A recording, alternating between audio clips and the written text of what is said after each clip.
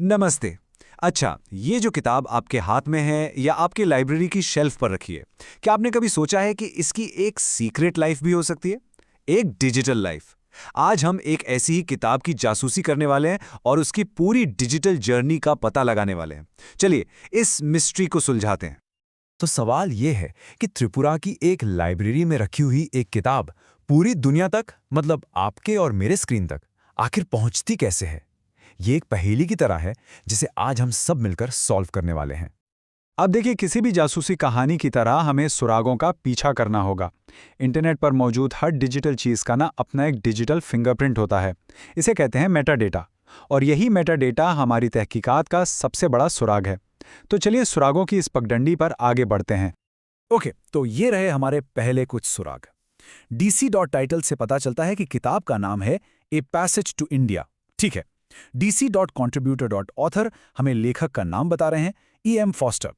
और DC dot publisher, इससे पता चला कि इसे लंदन में J.M. डेंट एंड सन्स ने पब्लिश किया था। लेकिन जानते हैं, ये तो बस बेसिक जानकारी है। असली कहानी तो अभी शुरू होनी है। और ये रहा हमारा सबसे बड़ा सुराग, वो क्लू जो पूरी कहानी को ही पलट कर रख देगा। मेटाडेटा हमें साफ साफ बता रहा है कि ये किताब असल में त्रिपुरा की बीरचंद्रा स्टेट सेंट्रल लाइब्रेरी से आई है। जी हाँ, यहीं से इस किताब के डिजिटल सफर की असल शुरुआत हुई थी। ये स्लाइड हमें कहानी का डिजिटल हिस्सा दिखाती है। सुराग बताते हैं कि इसे डिजिटल लाइब्रेरी ऑफ इंडिया ने डिजिटाइज किया और इसे नॉर्थ ईस्टर्न स्टेट्स लाइब्रेरीज में स्कैन किया गया था। और सबसे ज़रूरी बात, राइट्स वाले कॉलम में लिखा है इन पब्लिक डोमेन। जानते इसका क्या मतलब है? इसका मतलब है कि इस किताब पर अब कोई कॉपीराइट नहीं है और कोई भी इसे मुफ्त में पढ़ सकता है और इस्तेमाल कर सकता है। तो अब हमारे पास सारे सुराग इकट्ठे हो गए हैं। अब वक्त है इन सभी टुकड़ों को जोड़ने का और इस किताब की पूरी यात्रा को फिर से बनाने का, त्रिपुरा की एक शेल्फ से लेकर दुनिया भर के स्क्रीन्स तक। चलिए देखते हैं कि ये सफर आखिर था कैसा। ये देखिए, पूरी जर्नी इन 5 आसान स्टेप्स में। पहला कदम, किताब त्रिपुरा की लाइब्रेरी में रखी थी। दूसरा कदम, डिजिटल लाइब्रेरी ऑफ इंडिया ने उसे स्कैन करके उसकी एक डिजिटल कॉपी बना दी। तीसरा, उस फाइल को इंटरनेट आर्काइव पर अपलोड कर दिया गया। चौथा कदम, अब यह किताब दुनिया भर के लिए सुरक्षित हो गई। और पांचवा और आखिरी कदम, आज ये आपके स्क्रीन पर मौजूद है। लेकिन सवाल ये उठता है कि ये सब किया ही क्यों गया? ये सिर्फ एक किताब को स्कैन करने से कहीं ज्यादा बड़ी बात है। इसके पीछे एक बहुत बड़ा मिशन है, सभी के लिए मुफ्त ज्ञान का मिशन। चलिए समझते हैं कि ये हमारे लिए और खास तौर पर स्टूडेंट्स के लिए इतना जरूरी क्यों है। ये इंटरनेट आर्काइव का मिशन है। इसका सीधा सा मतलब है कि ये एक ऐसी संस्था है जो मुनाफे के लिए काम नहीं करते। उसका एक ही लक्ष्य है, ये पक्का करना कि अच्छी और ज़रूरी जानकारी हर किसी तक पहुंचे, चाहे वो दुनिया के किसी भी कोने में हो या उसकी आर्थिक हालत कैसी भी हो। हमने पब्लिक डोमेन शब्द का जिक्र किया था, याद है?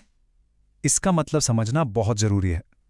पब्लिक डोमेन में वो किताबें या कला की चीज़ें आती हैं जिन पर अब कॉपीराइट कानून लागू नहीं होता।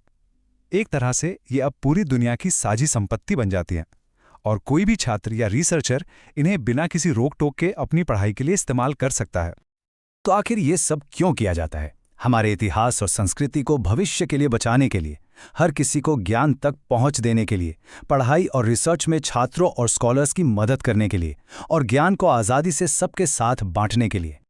अब जब आप ये पूरी प्रक्रिया समझ गए हैं, तो चलिए ये देखते हैं कि आप खुद इस ज्ञान के खजाने का इस्तेमाल कैसे कर सकते हैं, क्योंकि अब आप सिर्फ एक दर्शक नहीं हैं, आप भी एक रिसर्चर बन सकते हैं। क्या आप ये नंबर देख रहे हैं? 8152। ये वो संख्या है जितनी बार इस किताब को देखा जा चुका है। ये नंबर हमें बताता है कि ये सिर्फ एक भूली बिसरी फाइल नहीं है, बल्कि एक बहुत ही कीमती रिसोर्स है जिसे दुनिया भर के लोग इस्तेमाल कर रहे हैं। जब आप कोई किताब डाउनलोड करते हैं तो आपको अक्सर ये ऑप्शन मिलते हैं।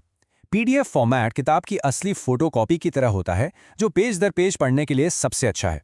वहीं फुल टेक्स्ट फॉर्मेट में आप किताब के अंदर कोई भी शब्द खोज सकते हैं, जो रिसर्च करने या कोई खास कोटेशन ढूंढने के लिए बेहतरीन है। तो एक किताब की ये जासूसी भरी कहानी त्रिपुरा से शुरू होकर आपके स्क्रीन पे खत्म हुई।